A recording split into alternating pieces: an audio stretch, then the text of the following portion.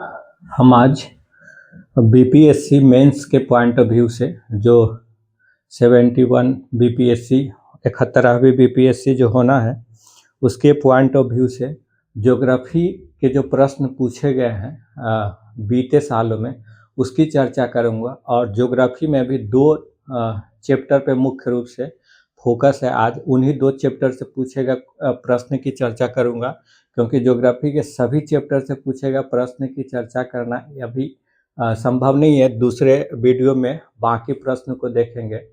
तो जो पहला हम आज कर रहे हैं वो दो चैप्टर वो है भारत का भौतिक विभाजन।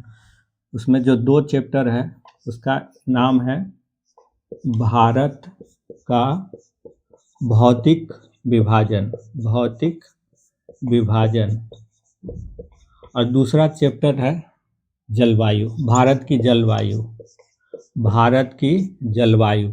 तो भौतिक विभाजन, भारत का भौतिक विभाजन और भारत की जलवायु, इन दो चैप्टर से जो प्रश्न पूछे गए हैं अब तक, हम उन प्रश्नों को देखते हैं और समझते हैं कि जो हाल के समय में यानी 68, 69 और 17 बीपीएससी में जो ज्योग्राफी के क्वेश्चन पूछे गए हैं वो क्या पहले पूछे गए हैं या एकदम बिल्कुल एकदम नया क्वेश्चन है, टॉपिक भी बिल्कुल नया है। तो आइए हम देखते हैं।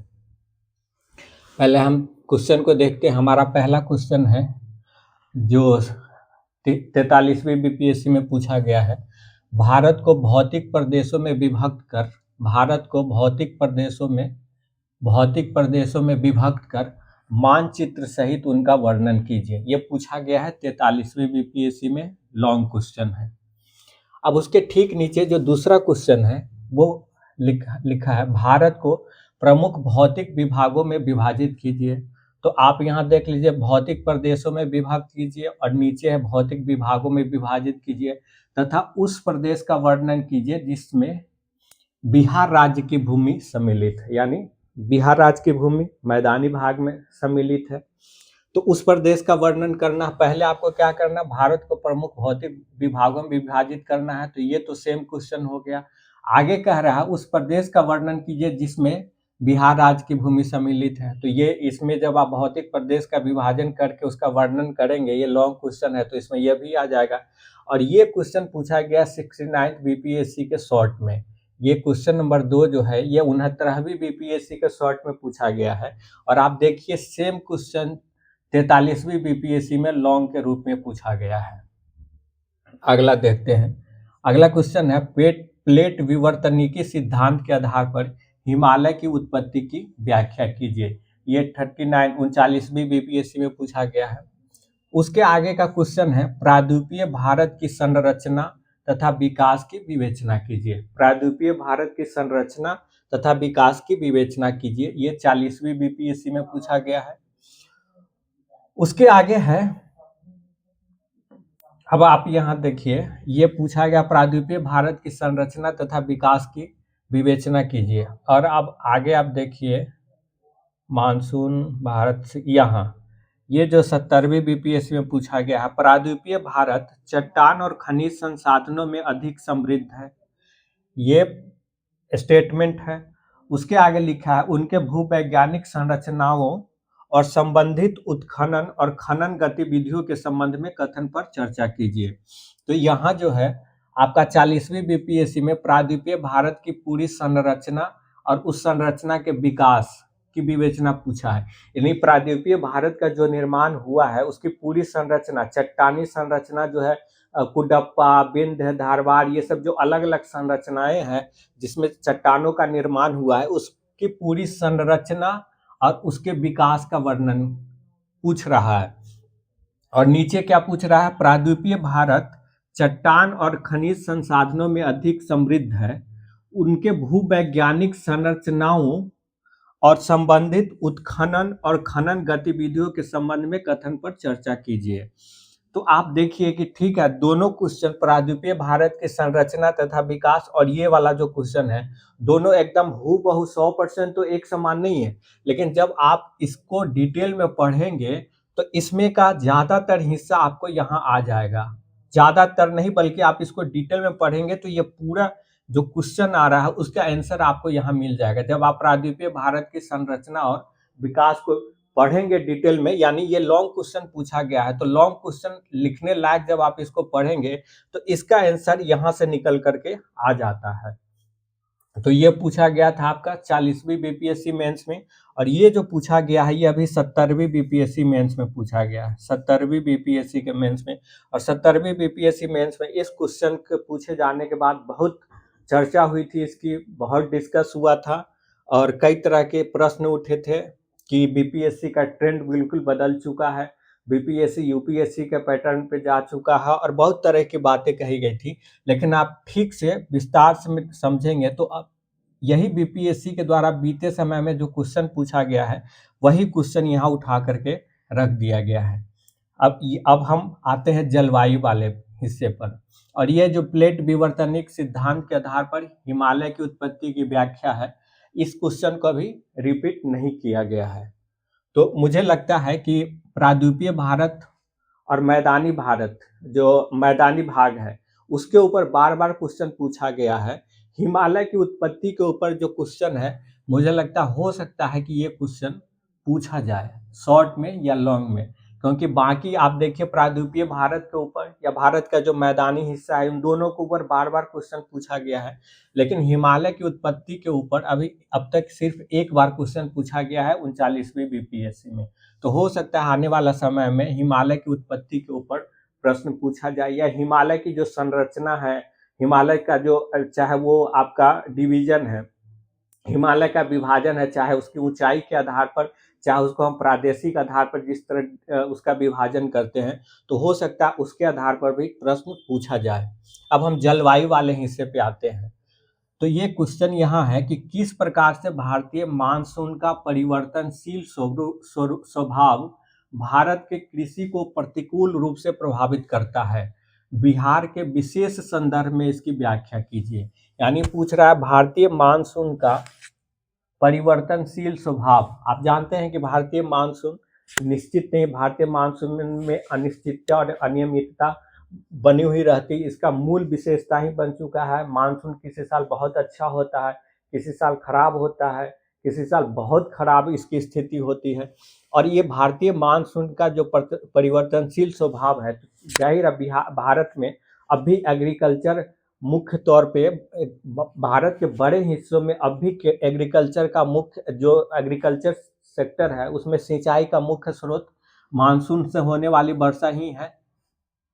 तो इस वर्षा मानसून की अनिश्चितता और अनियमितता का भारतीय कृषि उत्पादन पर जाहिर है उसका प्रभाव पड़ता है। तो यही क्वेश्चन पूछा गया है कि भारत के कृषि को प्रतिकूल रूप से प्रभावित करता है, यानी भारतीय मानसून का परिवर्तनशील स्वरूप भारत के कृषि को प्रतिकूल रूप से प्रभावित करता है, बिहार के विशेष संदर्भ में इसकी व्याख्या कीजिए। तो ये भारतीय मानसून का परिवर्तनशील स्वरूप जो है वो भारतीय कृषि को कैसे प्रतिकूल रूप से प्रभावित करता है, उसका चर्चा करना है, और उसमें बिहार का विशेष संदर्भ यानी बिहार को फोकस करके रखना है। तो ये आपका 55वीं बीपीएससी में पूछा गया क्वेश्चन है, 55वीं बीपीएससी में। अब आगे आगे हम देखते हैं। यहाँ क्वेश्चन है, हिंद महासागर द्विध्रुवीय गति क्या है? इसका वर्ष 2022 में भारत में मानसून की अनियमितता से क्या संबंध था? व्याख्या कीजिए। इस अनियमितता का भारत में खाद्य उत्पादन और अर्थव्यवस्था पर क्या प्रभाव पड़ा? ये क्वेश्चन पूछा गया है 68 बीपीएससी में, जो कि 2023 में हुआ था ये मेंस। और इसमें पूछा गया है कि इस वर्ष 2022 में भारत में मानसून की अनियमितता से क्या संबंध है? किसका? हिंद महासागर की द्विध्रुवीय गति का। यह व्याख्या करने के लिए कह रहा है, और आगे कह रहा है इस अनियमितता का भारत में खाद्य उत्पादन और अर्थव्यवस्था पर क्या प्रभाव है। तो जब आप मानसून को डिटेल में पढ़ेंगे तो ये क्वेश्चन भी उसमें आ जाता है। वैसे इस क्वेश्चन का ज्यादातर हिस्सा यहाँ पूछा गया है 53वीं में, लेकिन ये स्पेसिफाई किया गया है जो डाइपोल मोमेंट होता है, द्विध्रुवीय गति होता है, जो कि आपको पश्चिम में अफ्रीकी तट और पूर्व में इंडोनेशिया का जो तट है, उन दोनों के बीच हिंद महासागर में दोनों के बीच के जो तापमान में अंतर होता है, और उससे जो मानसून का उसका जो भारतीय मानसून पे प्रभाव पड़ता है, तो उसी के संदर्भ में ये पूछा गया है। और बाकी भारत में खाद्य उत्पादन और अर्थव्यवस्था पर प्रभाव, तो यहाँ भी पूछा गया है भारतीय कृषि को प्रतिकूल रूप से कैसे प्रभावित करता है। आगे क्वेश्चन देखते हैं। अगला क्वेश्चन है, भारतीय मानसून तंत्र की क्रिया विधि एवं विशेषताओं का विश्लेषण कीजिए। भारतीय मानसून तंत्र की क्रिया विधि एवं विशेषताओं का विश्लेषण कीजिए। ये पूछा गया आपका 69th बीपीएससी में शॉर्ट क्वेश्चन पूछा गया है। तो भारत, ये भी क्वेश्चन आप देखिए कि रिपीटेशन आ रहा है, ऊपर वाले क्वेश्चन को देखिएगा। आगे देखिए, भारत की मानसून प्रणाली, इसके स्वभाव, प्रकार, जलवायु परिवर्तन, वितरण, समानार्थी शब्द, पूर्वी एवं पश्चिमी जेट स्ट्रीम तथा व्यवहार्यता का वर्णन कीजिए। यह भी 69 में पूछा गया है और लॉन्ग क्वेश्चन के रूप में पूछा गया है। तो भारत की मानसून प्रणाली, इसके स्वभाव, इसके प्रकार, ये दो क्वेश्चन, तो जब आप मानसून को डिटेल में ऊपर वाले क्वेश्चन में मानसून का परिवर्तनशील स्वरूप पढ़ेंगे या मानसून को जब डिटेल में पढ़ेंगे तो ये सब उसमें उसके आ जाएगा। इसका स्वभाव, इसकी जो स्वभाव में अनियमितता और अनिश्चितता है। प्रकार, मानसून का जो प्रकार है उत्तरी, पूर्वी, दक्षिणी, पश्चिमी। जलवायु परिवर्तन किस तरह भारतीय मानसून को प्रभावित कर रहा है। और इसका वितरण, मानसून का भारत में जो वितरण है उसका, उसके अलावा इसके कुछ समानार्थी शब्द जो मिल ही जाते हैं किताब में, आप एनसीईआरटी में भी पढ़ेंगे। तो पूर्वी एवं पश्चिमी जेट स्ट्रीम, तो भारत में मानसून की जो उत्पत्ति है उसको प्रभावित करने वाला पूर्वी और पश्चिमी जेट स्ट्रीम बहुत महत्वपूर्ण कारक है। और जब भी आप मानसून को पढ़ेंगे तो उसमें पूर्वी और पश्चिम जेट स्ट्रीम के बिना मानसून पूरा ही नहीं होता है। तो ये देखिए 69 में पूछा गया है और ये पूरा लॉन्ग क्वेश्चन पूछा गया है। आगे एक क्वेश्चन है, भारत में शीतकालीन वर्षा की जलवायु परिस्थितियों और तंत्रों को उनके स्थानिक विस्तार के साथ समझाइए। तो ये शीतकालीन वर्षा, मानसून को जब आप पढ़ेंगे, दक्षिणी पश्चिमी मानसून और उत्तर पूर्वी मानसून, तो उत्तर पूर्वी मानसून से जो तमिलनाडु के तटीय क्षेत्रों में वर्षा होती है, प्लस आप जानते हैं कि जो आपको जो पश्चिमी जेट है, तो पश्चिमी जेट की वजह से भारतीय मानसून और दिसंबर जनवरी के महीने में कैसे भूमध्य सागर में जो चक्रवात उत्पन्न होता है, जिसको हम पछुआ विक्षोभ कहते हैं, वेस्टर्न डिस्टर्बेंस, तो वो कैसे भारत में आता है और दिसंबर जनवरी के महीने में उसकी वजह से उत्तर भारत के मैदानी इलाकों में बारिश होती है। तो ये सब भारतीय मानसून के अंदर आ जाता है। तो ये हमने देखा कि एक और आगे क्वेश्चन है कि बिहार की जलवायु को प्रभावित करने वाले कारकों की व्याख्या कीजिए। राज्य में कृषि जलवायु क्षेत्र को किस प्रकार एवं कितने भागों में विभाजित किया गया है। यहाँ साल में कितने मौसम पाए जाते हैं। इन मौसमों के कृषि पर प्रभाव की विवेचना कीजिए। तो ये बिहार स्पेसिफिक क्वेश्चन है, ये भी आपको 69th बीपीएससी में लॉन्ग में पूछा गया है। तो आप देखिए 69th बीपीएससी में 69 में एक यहाँ है आपका शॉर्ट क्वेश्चन, भारतीय मानसून। एक यहाँ देखिए 69 में एक शॉर्ट क्वेश्चन यहाँ है, भौतिक फिजिकल डिवीजन, भौतिक विभाजन से एक शॉर्ट क्वेश्चन पूछा गया है। फिर आपका यहाँ एक शॉर्ट क्वेश्चन पूछा गया मानसून से, फिर एक लॉन्ग क्वेश्चन पूछा गया है मानसून से, और फिर एक लॉन्ग क्वेश्चन बिहार की जलवायु। तो बिहार की जलवायु, भारत की जलवायु को जब आप डिटेल से पढ़ेंगे तो उसका हिस्सा, ठीक है, ये स्पेसिफिक बिहार की जलवायु से जुड़ा हुआ क्वेश्चन इस तरह पहले कभी नहीं पूछा गया है। लेकिन भारत की जलवायु की जो बेहतर समझ होने के बाद इस क्वेश्चन को लिखा जा सकता है, एकदम से ऐसा नहीं है, क्योंकि जब पीटी में पढ़ा जाता है तभी भारत में बिहार के भीतर जो कृषि जलवायु क्षेत्र है उसके बारे में हम लोग पढ़ते हैं और यहाँ कितना साल में कितने मौसम पाए जाते हैं, तो ये पढ़ा जाता है। लेकिन ठीक है, इसको आप कह सकते हैं कि ये पहले नहीं पूछा गया था स्पेसिफाई करके अगर देखें तो। लेकिन बाकी के जो क्वेश्चन पूछे गए हैं अगर आप उसको देखें तो वो सब पीछे साल में पूछा गया है, और पीछे साल में जो क्वेश्चन पूछा गया है उसको, उस टॉपिक को अगर हम डिटेल से पढ़ें तो कोई भी ऐसा क्वेश्चन नहीं है जो आपको लगेगा एकदम बिल्कुल नया पूछा गया है। ये तो हमने सिर्फ दो चैप्टर का जिक्र किया, एक तो फिजिकल डिवीजन जो भारत का भौतिक विभाजन है, और दूसरा जलवायु, क्लाइमेट, जो भारत का क्लाइमेट है, भारत की जलवायु, उससे पूछे जाने वाले प्रश्नों की व्याख्या को देखा है। इसके अलावा आप वन फॉरेस्ट के ऊपर भी क्वेश्चन पूछा गया है, मृदा संसाधन के ऊपर क्वेश्चन पूछा गया है, और भी कई क्वेश्चन पूछे गए हैं दूसरे चैप्टर से, तो हम उसको भी दूसरे वीडियो में देखेंगे। लेकिन इस वीडियो में हमने इतना रखा है, इससे ये पता चलता है कि अगर आप बैक ईयर के ही क्वेश्चन पढ़ के जा रहे हैं तो बैक ईयर में जो टॉपिक पढ़ के पूछा गया उसको अगर आप डिटेल से पढ़ के जाते हैं तो ऐसा कोई भी क्वेश्चन नहीं आएगा जो आपको लगेगा एकदम से बिल्कुल नया है, या फिर ऐसा लगे कि नहीं ये तो वही बना सकता है जो यूपीएससी की तैयारी कर रहा हो। ऐसा कुछ नहीं है, अब तक के ट्रेंड में तो ऐसा नहीं दिख रहा है।